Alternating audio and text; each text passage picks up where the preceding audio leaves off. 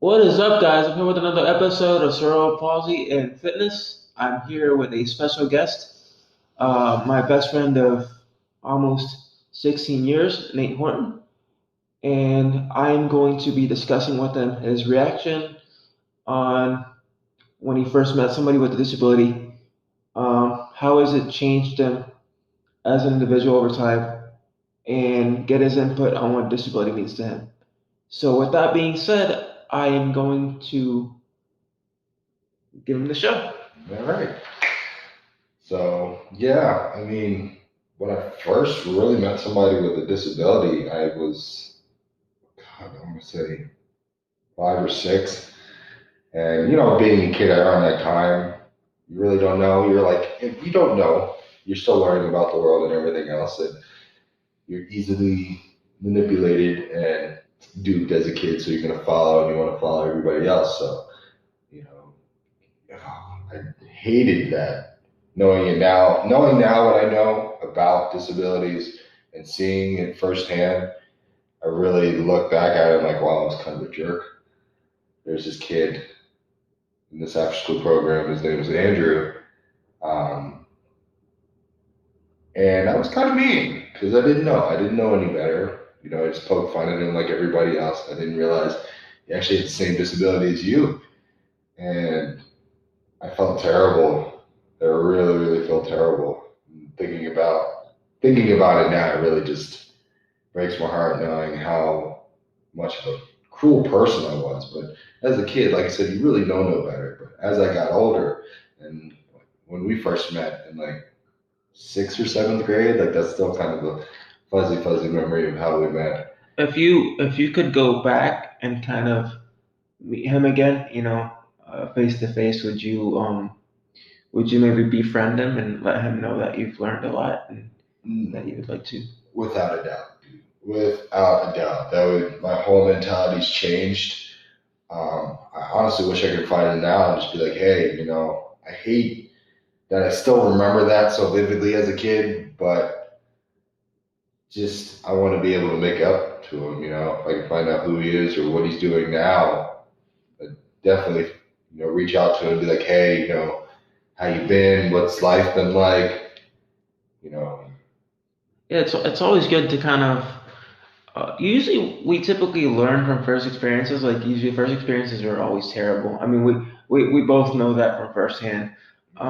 Usually, after that, you kind of gain more knowledge, and you kind of eventually, once you start getting used to it, you'll start getting more of an understanding mm, of it, and then you're like, okay, this isn't so bad as I thought it was. You know, mm, I just had to give my mind a chance to open up yeah, and just absorb that information and just get to know the person, and I'd be all set. I don't, and by meeting that by letting my mind open up, mm, it gives you that chance of seeing both sides, seeing both perspectives, and then you're like, oh wait, I can't judge because this person might be disabled, but he can do the same exact thing I can do, but with a little bit of assistance. yeah, yeah. Well, yeah, that's 100% true, and I agree with that.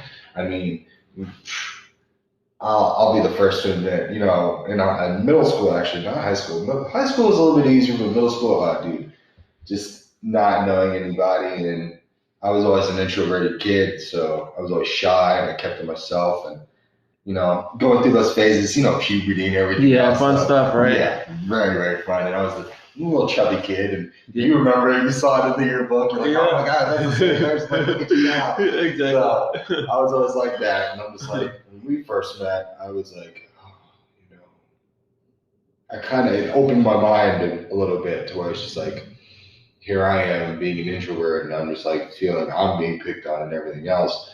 I can only imagine what he's going through. You see what I'm saying? I mean, if you think about it, we're both in the same boat because Yeah, I may be disabled, but you're getting picked on because of your size. I'm getting picked on because of my disability. yeah, yeah. Without a doubt, it's true. We were both picked on here and there. We were bullied a little bit. And I was always shy, and I just didn't want to talk to anybody unless I was spoken to. And even then, I was always just still kind of like I was mumbling and whispering things. I wasn't like really resonating and coming into Really in my tune. own. yeah, really being in tune. And like I said, when we first met, I was still like, I had that mindset, like, oh man, yeah, I'm getting picked on, but he's probably getting picked on too. And I honestly wish I could remember the teacher, or guidance counselor, or whatever. I want to give them a shout out to actually just introducing us. And they're like, oh, would you mind helping David, get to his next class? And I'm like, yeah, She pretty much brought There was a female. our lives together. There was a female, wasn't I there? think it was, yeah. Yeah, I think it yeah. was. I don't remember who it was, but yeah, it's crazy to think that now where it used to be to what it is now, it's just been insane. It's progressed a lot. It's Yeah, progressed a lot. And I remember in a good way. back then, I used to be like, oh, is he okay? Does he need help? But nowadays, I'm just like, whatever. Now we have fun because, for example, like we've done a lot of things together. We've gone to a lot of like wrestling events, and we went to Aquatica, and I remember this wave pool we were doing. Oh, and that was goodness, hilarious. yes. We literally like. I was like trying to swim, and you were trying to hold on to me, and my shoe was falling off, and Yeah, it was hilarious. That was pretty funny. Like, You're trying to grab onto me, and I'm like, I got this, and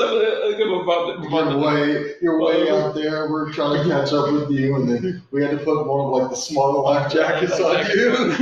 So, that was pretty funny. That was good. That was great. And then I got to be a part of a wonderful wedding that you had with your wife, and Yeah. and it's crazy how life really progresses from the beginning, and I'm really grateful for that.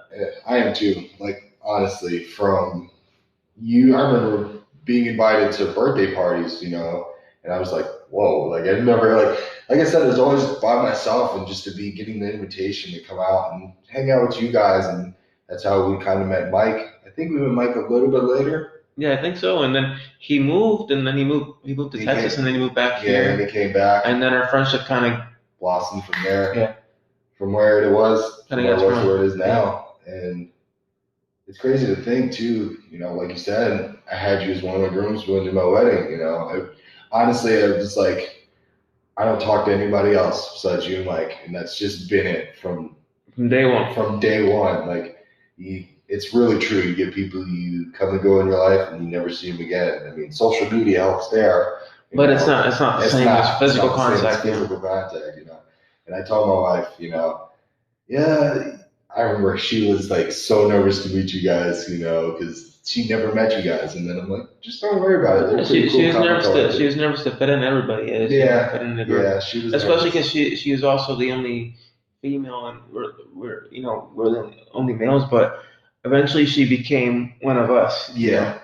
So she loves you guys to death, and I was like, I told her straight up when we were getting married, I'm like, it's just Mike and David, and that's the only two people I really ever wanted as my groomsmen, and my uncle too, because he gave me hell about it, but I made sure like they have to be there no matter what the case of point may be. They have to be there. Yeah, it was awesome. So since we kind of hashed out on that, I wanted to know how have those experiences helped shape who you are as a person, and then and build that perception of disability um, for you over time. It really has evolved over the years and over time, from being a little kid to meeting you, and us just becoming so close and realizing we have a lot in common. And just because you have a disability doesn't mean that stops you from anything. I mean, heck, if anything, I see you doing a lot more than what you're limited to. You push yourself past the boundaries of what you should sometimes, to where we're like, okay, kind of pump the brakes, but it's like, no, I can't tell him that, because he's been told no his whole life. You see what I'm saying? He's been, oh, well, you're never going to be able to do this, and you're never going to be able to do that. I'm like, I'm not going to do that. I'm not that type of person. I applaud it. I'm inspired by it as much as anybody else, to see you in the gym, grinding left to right. Dude, you're in better shape than me right now. So I applaud that. I see you earning your bachelor's degree. That's insane to think that, you know. That's it blows my mind. And for anybody, including myself, who's just been like that over the years, it allowed me to open my mind and just see that the world's limitless. You know what I mean? I sit and I see it. Like you got me inspired to really watch and see all these people out. You know, like Gregory Iron, like a pro wrestler who's disabled, a comedian that's disabled, Josh Boo, the comedian, Gregory Iron, the Yeah, that, disabled wrestler. The video I showed you on Instagram about Miles Taylor. Shout out to Miles Taylor oh right yeah, there. You there you know, go. Yeah. former you know, not former, actually, you know, co-Baltimore fan. I know that, you know, Baltimore Ravens fan out there. So I'd love Oh to see you yeah. guys do something like that, or you guys get a shout out or collab in some way. That'd be really cool. Yeah. So I mean, it's always good to find people that you can connect with, especially now I'm starting to see, if you notice, a lot of the sports industry is starting to open up to people with disabilities. You're talking about the NFL, the NBA kind of sort of, not really, but they're getting it's there. progressing. It's progressing. Track and field, CrossFit, let's see, I mentioned football. Yeah. Trying to think, wrestling, Yeah. which I mean, Gregory Iron, he's wrestling, but I feel like if they'd give him that chance of him being able to jump up to bigger heights, Yeah. companies like AEW or WWE could benefit from it because you're talking about you don't just have that demographic of normal casual wrestling fans, but you could have another demographic come. You could have another demographic come in, and disabled individuals that watch wrestling and they look at him, on TV and they're going to be like, wow, if he can do wrestling and if he can make it that big, then I can accomplish my dreams too. Oh yeah. You know? Yeah. I mean, just to see those types of people out in the world, like I said, it's just awe-inspiring, and it just makes you look in the mirror and makes you look at your life like, wow, life's not so bad. Everybody goes through their depressed times and dark times. I mean, I'm kind of going through it right now myself, but you view that from somebody else who's got like a disability, whether it be mental, physical, anything. It gives you the half empty look approach. Yeah. Yeah. Looking in, and it just makes me, yeah, blows my mind to think that anything is possible no matter what your life turns out to be. Exactly. I agree with you on that.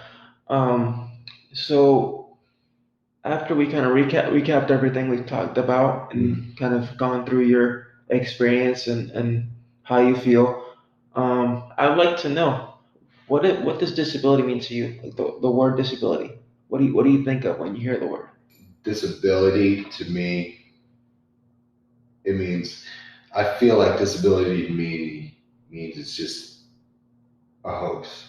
And it's not a hoax as in, oh, it's something that's made up. No, it's something that people look at as a stigma, and it doesn't need to be that stigma. People need to end that stigma. It's like, just because somebody's got a physical or mental disability doesn't mean you're limited, you're bound, or you're chained to anything. What you do and what people tell you you can and cannot do, don't listen to those people. Your life and those people who are in your life that care about you, they love you, they support you, they're behind you 100%. That's what needs to be your main focus and objective and goal. I love to see it's opened my mind more, and I love to see it grow to where people are giving opportunities and giving chances, no matter the circumstances, or just no matter what the circumstances may be. You get the same opportunity as any other human being in this world, whether it be astronaut, firefighter, whatever it is that you want to achieve in your life. You get the same type of opportunity as the next person. And I just want that to become a more global and worldwide thing. More common. More common and worldwide. More common. So, and I love and I appreciate, I'm happy to see you succeed in what you're doing in your podcasting journey. And I cannot wait to see it actually grow into something bigger and it gets more eyes on people, the cerebral palsy or any type of disability. If you're born without a ligament or, you know what I'm saying, anything, it makes me happy to see that there's somebody out there. I'm not saying that there aren't still people out there like that, like you, but you're putting more ears and eyes on it.